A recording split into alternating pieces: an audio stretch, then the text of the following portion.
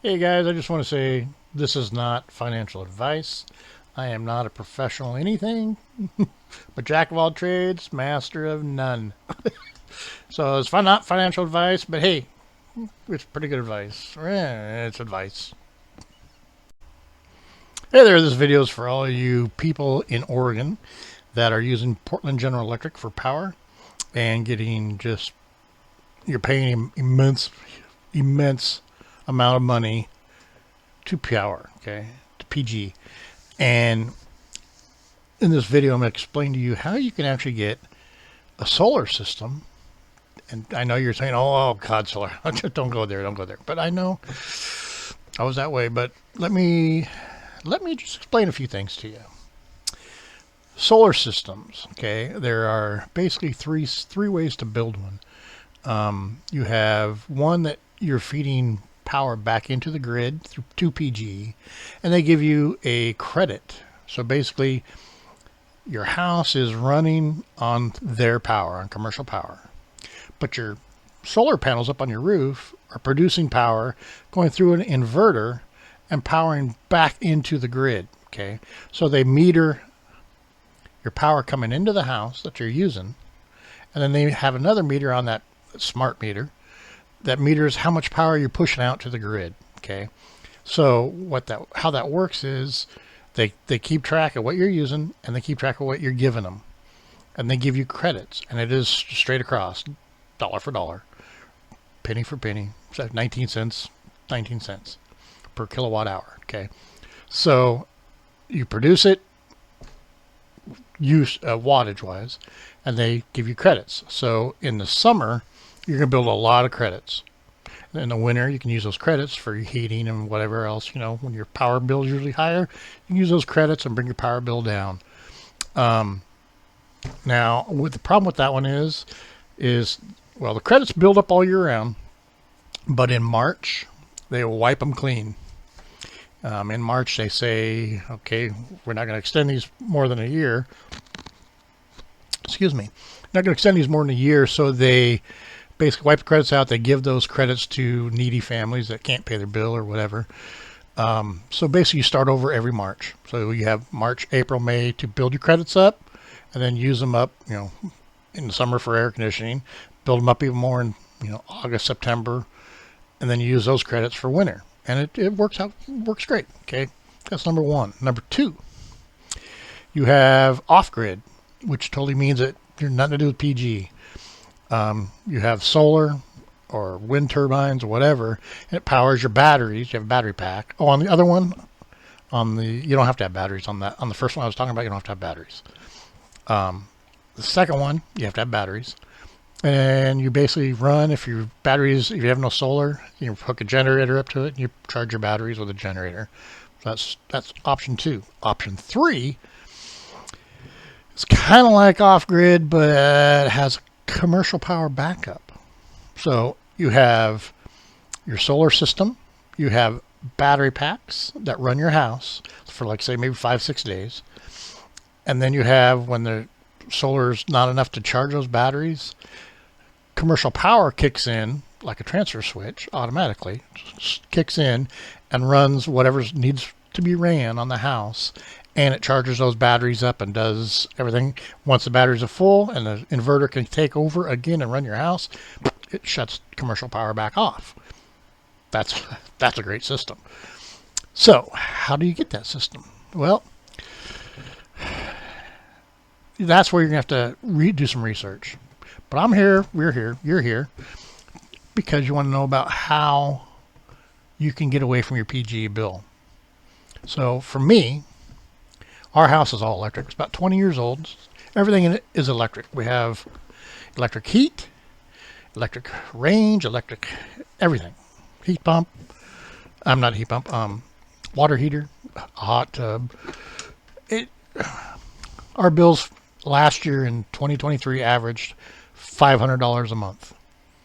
In the, you know, summer's a little bit less, in the winter it's a lot more. So it averaged $500, $6,000. Okay. Now, I don't know if you all know this, but January 1st, 2024, our bills went up 18%. That's a lot of money. 18%. If you're already paying $500 a month, 18%. Well, 5 times 18 is, it's about $89 a month. My bill is going to go up. So right now, my house is like 50 degrees and trying to save money because I am getting solar. I'm putting solar up. Anyway, so, and next year, 2025, reward is it goes up another 18%. So that is 36% our bill's going up in 2 years. And that's for whatever PG's anyway, that's what's going up. So how do you get a solar system? Well, first you're going to research it. Now the guys that come knocking on your door, they're going to try to get you to lease something. I'd say don't lease it, buy it outright. Maybe have them do the install, but buy it outright.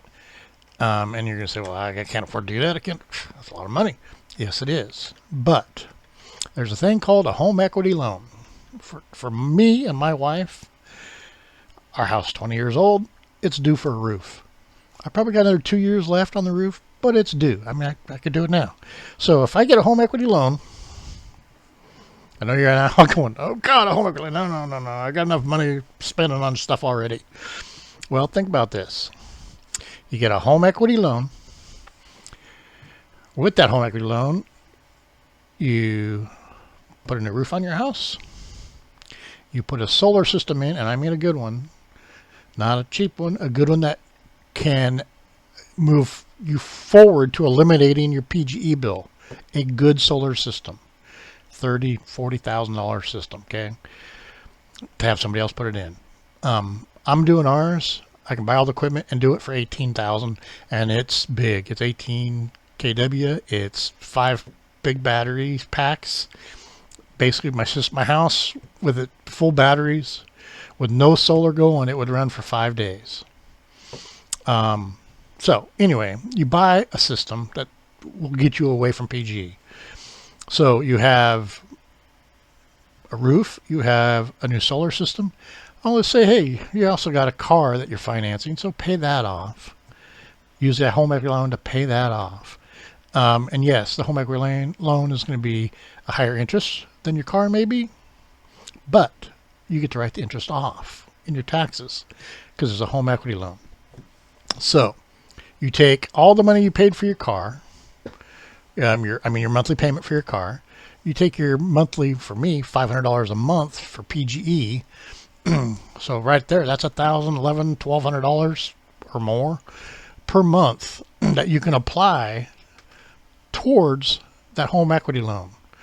So for our case, I can put everything together and I can be out of that home equity loan in probably 5 years and be free and clear, or really close to free and clear, of PGE's bill. Basically be self-independent on power, which is huge because, like I said, our $6,000 last year for power. That's a lot of money that, and I'm getting up there in age, so when it comes time for me to retire, it'd be nice to not be paying, well, and this is from last year, before they raised the rates, $6,000. So that's an extra $6,000 when I retire. That would be really nice to have in my pocket. Like I said, it's home equity loan. Right now, interest rates are high, but you can get them right now for 8%. So that is the way you get away from PG's huge bill that's going to get bigger. And you put some solar panels on your house and a new roof, and you have PG's bill basically paid for it. If you don't have a car to tie into it, if you do have a car to tie into it, you can pay it off even quicker because you can pay your car off. It's all lumped together. You're paying the interest off, and you're also going to get a tax incentive from the state of Oregon for putting solar on your roof. I think it's 30% of whatever you spent to put that solar up there on that roof. Well, if it includes that you needed a new roof to put the solar panels on, is that part of it? I don't know. You have to ask the tax person about that. But anyway, that is how you get a solar system on your roof and a new roof. Get away from PGE. Be done in 5-6 years. Have it paid off, and now it's yours. Anyway, guys, thanks for watching. Have a good afternoon.